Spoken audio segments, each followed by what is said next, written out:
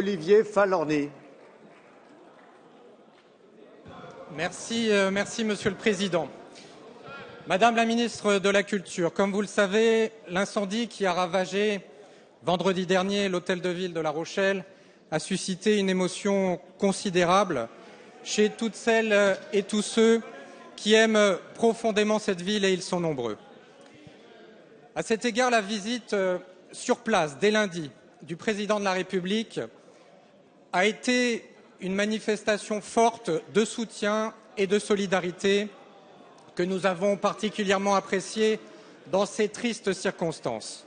Fort heureusement, le drame humain a été évité, c'est bien là l'essentiel, et je veux saluer le courage et l'efficacité des sapeurs-pompiers et des agents municipaux de La Rochelle, mais c'est notre patrimoine historique, culturel, affectif même, qui a été en partie détruit par les flammes. Alors, cet édifice, classé monument historique depuis 1861, qui a été construit pour l'essentiel entre le XVe et le XVIe siècle, était considéré à juste titre comme une des plus belles mairies de France. Nous savons par avance que la reconstruction sera longue et coûteuse, et nous aurons besoin, Madame la Ministre, d'un soutien fort de l'État. Mais comme le disait souvent Michel Crépeau, La Rochelle est une ville belle et rebelle, qui a toujours su garder la tête haute lorsqu'elle était frappée au cœur. Alors aujourd'hui, je vous le dis, nous avons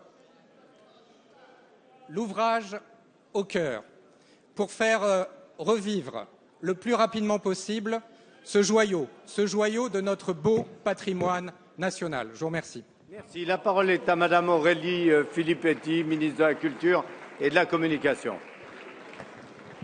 Monsieur le Président, Mesdames et Messieurs les députés, Monsieur le député Olivier Falorni, nous avons tous appris avec une immense tristesse cette tragédie qui a frappé l'hôtel de ville de La Rochelle, dont les causes sont encore partiellement inexpliquées.